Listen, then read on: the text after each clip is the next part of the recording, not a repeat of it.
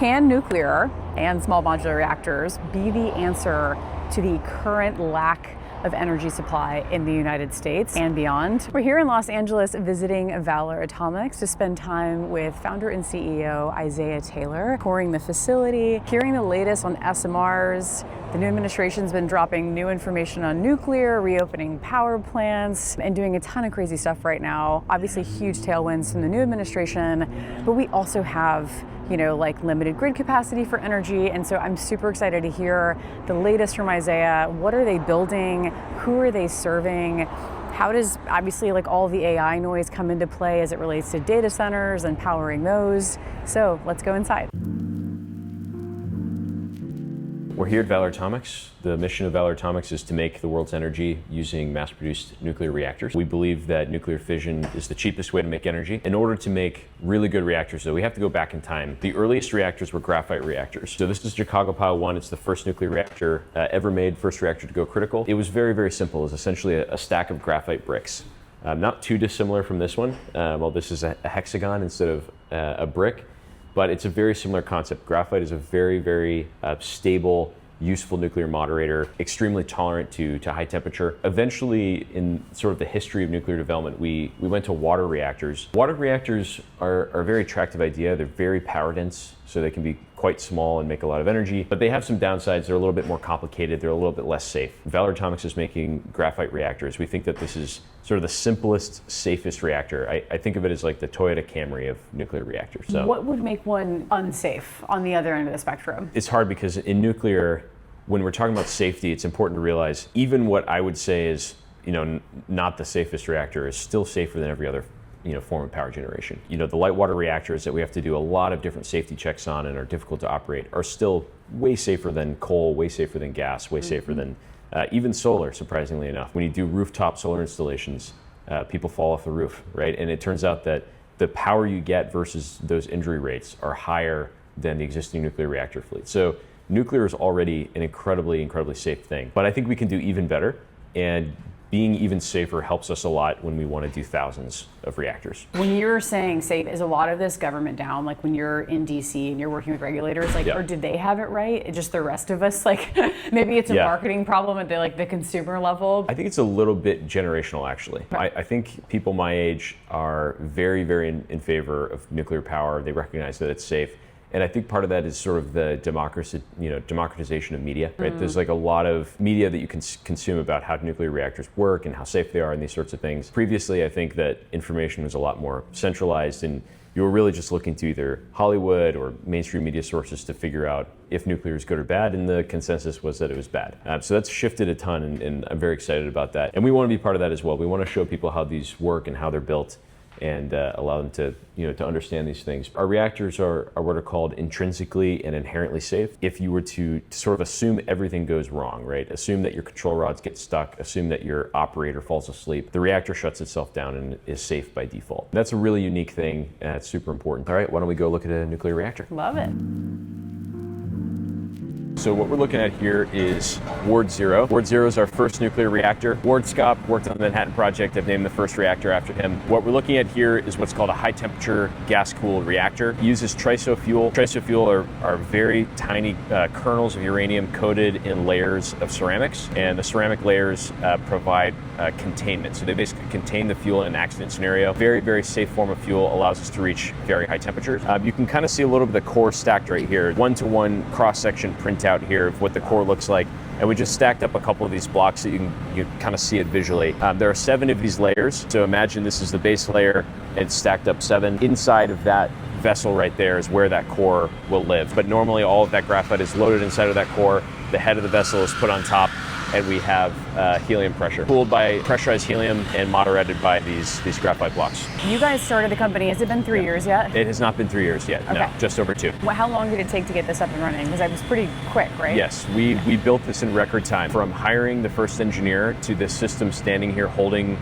nuclear pressure for the first time was 10 months. In terms of this being, I guess, in production, can this do anything right now? So what this does today is allows us to test everything about about the thermodynamics of the system. All mechanical systems working, it can hold full pressure, and we can even get it up above nuclear temperatures. So we do that by putting a lot of electricity into the core. So we have silicon carbide heater rods. Think about like a very fancy toaster. If you have toaster lines, put some voltage through it, it gets very hot. We're essentially doing that, but with about 15 city blocks worth of LA power in that core. So we can get it up above nuclear temperatures, above pressure, and test the entire system, testing our controls, testing our circulator, and then we pull a lot of data off of it. So we have about 300 sensors, which we're continuously logging and understanding how heat moves throughout the core, how pressure moves, flow, all that sort of thing. So everything except neutrons is the right way to think about it. Because there's such a demand for what you're doing, what are the initial use cases or maybe your first customers? So like, what are you building towards right now? Yeah, data centers are obvious today. Yeah. They need a lot of power. They need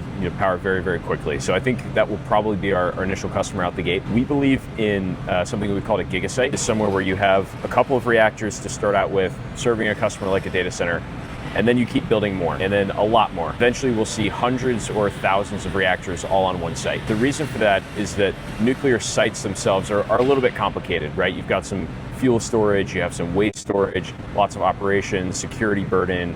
So there's a lot of work to do to get a nuclear site. Once you have it, we believe you should build as many reactors as you can. You work with very high volume energy customers. Data centers are a great example, but also things like advanced manufacturing, electrolysis of metals, chemicals, and eventually we want to get into hydrogen production and synthetic fuels. So right now in the US, I think there's 54 nuclear plants. Like, I don't know how many are active. And then you've got 94-ish reactors. That's right, yeah, 94. Why is it so small? We built a lot of reactors really fast, and then we sort of stopped. And we kind of stopped around 3 Mile Island. Plants did turn on after 3 Mile Island, but they were sort of already planned and already in motion and already licensed. And then they kind of finished the swing after 3 Mile Island. But not many new projects started after that. So it's one of these chicken and egg things where when you stop an industry, it's very hard to start it again. There's a lot of moving pieces in an industrial concern. And when you sort of cold stop it, people leave the industry, the supply chain atrophies, the regulator, downsizes, these sorts of things. We realized, a decade or two after 3 Mile Island that, that was probably a mistake. We probably shouldn't have sort of shuttered the whole industry over that. Our belief at Valor is that the way that you restart it is to go back through R&D. You have to build small reactors, turn them on, test them out, build another one, turn it on, test it out, and that's really what we're doing here. From a compliance perspective, how cumbersome is this? I feel like that's a lot of the bottlenecks of even getting some of the plants back live. I think the big bottleneck in nuclear regulation has been that we were trying to apply a very, very robust regulatory framework for large-scale plants to R&D. When you're in the R&D phase, you need to move a lot faster, right? The hazard is lower because you're working on a much smaller system. And so we were applying, these very, very complex rules to small experiments. And that was causing, 10 years, 15 years delays to turn on just a test reactor. So earlier this year, President Trump put out 4 executive orders, which I think have done a really good job of solving this problem. Okay. So the Department of Energy has responded to those executive orders to allow us to turn on test reactors by July 4th of next year. Oh, wow. So the unit that's in front of us here will be running with full uranium fission, going critical, making a little bit of power early next year by July 4th. Nat gas is definitely the way for the next, let's say 2 years. We're working very, very hard and very fast. We're going to have this reactor running, but it's going to make a small amount of power. And you really can't skip these R&D steps, right? As much as we want to say, all right, we got 1 reactor, now we can make 100, right? There are really, really concrete R&D steps we have to go through to increase the size, increase the power. And the team is working as fast as we can on that, but it'll be a couple years before we're able to really scale into the data center space. Yeah. But thankfully, there's a lot of power that's needed, right? Yeah. As a civilization, I think we've been under-investing in energy for about 40 years. That's right. So there's a lot of catching up to do. In terms of your own fundraising, so you've raised from Riot and initialized amazing firms. I think 19 million so far. Is there any debt that goes into a lot of this on top of the equity, or can you just use the equity and this is not a crazy expense for you guys to? Yeah, I think venture debt is a pretty interesting vehicle for hard tech startups, specifically. So we work with Stifel who's a venture debt provider. And almost all of our money gets spent on the floor, right? If you look at the money that we raise and then the money that we spend, like you're looking at most of it. And that's a big thing for hardware companies. And I think it's a underutilized vehicle in startups. It has some downsides. You have to be careful who your partners are and work with very good partners. This is not like software where, if the whole thing fails, there's nothing left, right? We've got a big old machine shop back there that's actually a useful asset. So I think it's a good tool. Can you, because of the scale at which you want to build, where will you stay here in the neighborhood? Or are you guys going to stay in the US at least? But absolutely. I think Los Angeles, and specifically this sort of greater El Segundo area, I like to call it, it's the best place in the world to build hard things. Talent that's here, the resources that are here, even just the physical infrastructure is incredible. We're going to need a bigger building. We're almost filled this one out. But we'll be in the area. How big is the team?